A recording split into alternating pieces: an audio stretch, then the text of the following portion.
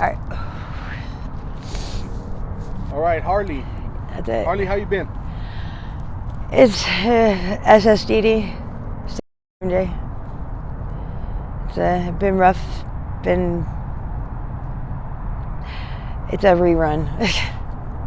Doesn't seem to get better. Sometimes it's worse, but doesn't really get better. So the last time we spoke was actually about 6 months ago, right? 6 to 8 months ago? 6 to 8, yeah. Have you went home or anything like that? No. I talked to my parents a couple of times. My mom. My dad actually passed away since since our last meeting. And that was hard because I always thought there was going to be another day, I'll call him tomorrow, and then I woke up one day and I had like 50 messages on Facebook telling me condolences, and it was hard. What happened to your dad, if you don't mind me asking? He had a double heart attack. They had a heart attack, and then they got him to the hospital, and he had another one. He had congestive heart failure and COPD, and God knows what else was wrong with him. Was he going through health issues for a long time? Yeah, health issues run in my family pretty bad, and he was a smoker up until the day he died, and he was a heavy alcoholic up until I was about 6, I think, something like that. So his wife gave him an ultimatum to either her or the alcohol, and he quit that day. So, but he was a good old Southern, home down Southern dude. But he was shut in. Him and my mom weren't together very long. I think he left when I was like 6 months old, something like that. But it is what it is. He wasn't meant to be a active part of my life, I guess. Have you been looking into any programs lately? I actually tried me and my boyfriend actually tried 2 different programs. One of those new, go to classes, sober living places, and it was okay for the first. My boyfriend got arrested and ended up getting put on IPS, and they don't really allow homelessness if you're on IPS.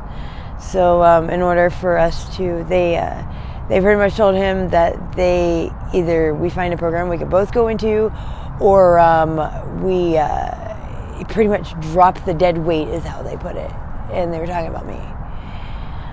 They wouldn't even allow us to go to get married. They wouldn't give him the time to go to the courthouse to pick up paperwork or anything. So we went into a program in Mesa, and we were there for about a month until I get SSI. So I went and tried to pick up my my check on Wednesday, and I ended up getting stuck down here. And because I broke curfew, they kicked me out of the program. And so he's not going to let me stay out here by myself. So he left, and we tried one more in Tempe, but that one was a lot more structured. And even though they say they understand addiction, they didn't. I have lupus and fibromyalgia. You can't wake me up like 5 minutes before I need to get in the vehicle to go, and it happened. I'm in tears most mornings when I wake up, so it's you're not allowed to do any kind of things on property, so I have to go off property and get well and then get ready, and that's just not feasible. Is that what you're on Social Security for your lupus? No, I'm on Social Security for severe anxiety, schizoaffective disorder, borderline personality disorder, and DID. Used to be known as multiple personality disorder. That's a blessing and a curse, I guess you can say. It's what allows me to stay partially sane and do the job that I do. Because me is not, this personality is not usually present when I'm working. It's, I answer the door and I say goodbye, that's about it.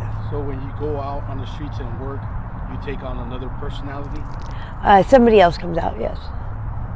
Roxy usually comes out, or Harley, one or the other. Nickname and personality. How is her personality like? Harley is more, I'd say the epitome of a biker bitch. You know, she's hard, she's tough, she doesn't take shit from nobody. She doesn't care how big you are, she's not gonna let you disrespect her. Roxy, she's all about the bread.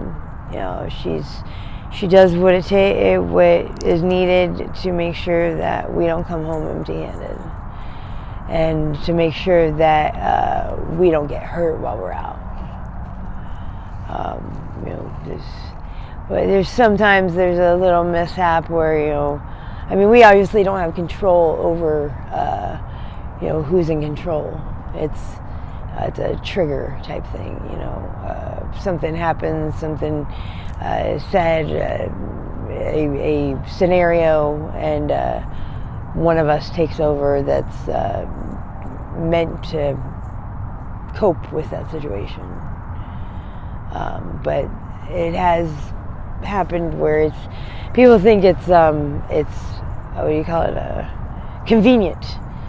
And sometimes they're right, it can be, but sometimes not so much. You know, when I'm working and I'm in the act of working, and something comes on TV in the background about, you know, a new children's toy, and I'm in the act of working and that happens, and my 5-year-old personality comes out, not cool. You know, I mean, that's my client ends up dealing with a 5-year-old, and that's traumatizing not only to them but to me as well. You know. So you also have a 5-year-old personality? Yeah, Shiloh. She doesn't usually come out unless I'm around very trusted individuals or my boyfriend. That's about it. How many personalities would you say that you have? Let's see. Roxy, Rose, Sunny, Shy, Harley, 5. That's including me, which base personality, you know, the person from birth, you know. Has it been like that all your life, or did it just start when you were like a teenager? Or? No, it hasn't been like that my whole life. My first split was Shy. That was due to sexual abuse and you know, trauma from, you know, a babysitter left me alone with one of her friends' husbands and their daughter, and shortly after that I noticed a voice in my head, which I just thought it was, you know, an imaginary friend at first. What age were you at that time? I was 5. Yeah. I think I'm being bit by mosquitoes. We're move a tiny bit over here because I think I'm being bit by the tree mosquitoes. Sorry. Okay. Yeah, I've, you know, I've done what I can to try and cope and make sure that I've not looked at like a freak. When that happened to you, did you let your parents know what happened to you? We were actually in the process of moving out of state. I waited until me and my mom were in the U-Haul on the way out of, I waited until we crossed state line, and that's when I told her. I knew that if she knew while we were anywhere close to him that she would have killed him. And even at the age of 5, I may not know the full, you know, situation, but I knew that if my mom severely hurt that guy, 1, it would take my friend's dad away from her, and 2, my mom would go away for a very long time. And my mom was all I really had, so. Even now, my mom and me used to be really close, and it's really hard to think about because I've let our relationship falter and get really strained because of everything that's happened since I moved here. I'm doing the same thing with my mom that I did with my dad, and if I call one of these days and I find out that the same thing happened, that actually might throw me in the loony bin.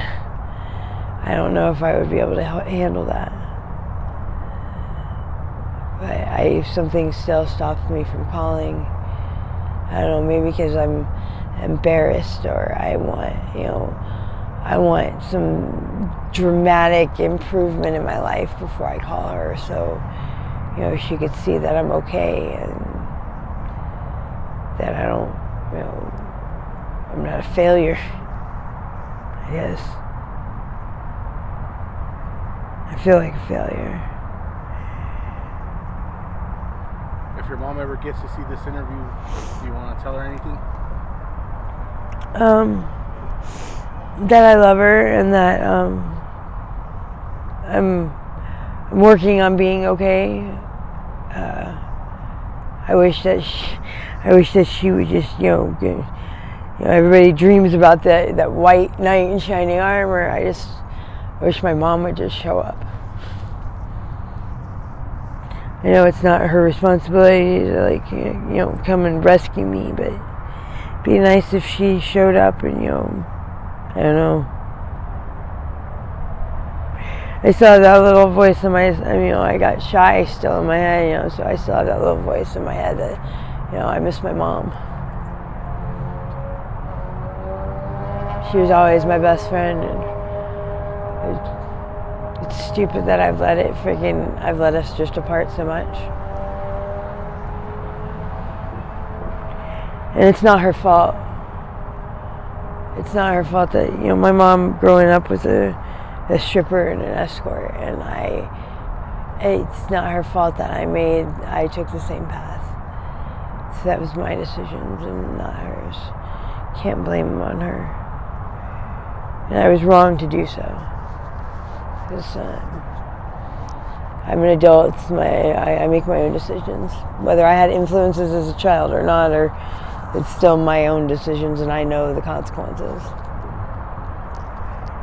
right, Harley. Well, thank you for this update. I really do appreciate it. No problem. Okay if I use this on my YouTube channel? Absolutely. If anybody feels like helping me out, so I don't actually have to do this crap anymore. Just in case somebody wants to reach out to you with any sort of help or donations, do you have any contact information that you want to share? Email? Yeah, y'all can hit me up at Pixie Wings, PIXYWINGS1313 @gmail.com. Or you can hit me up at JokersHarley8689 @gmail.com. Drop a Cash App or anything like that? Facebook? Facebook would be Godsent 1215 at yahoo.com, and they would be under Carly Loftus hyphenated bowline, and the Cash App would I think it's Hustle Queen. So yeah, if you feel like any advice on how to come up and not fall back down, or some way I can make a way where I ain't got to do this crap no more. I recently went through a tent fire, and I lost everything again. I'm tired of doing this shit. So all right, Harley. Thank you. Thank you.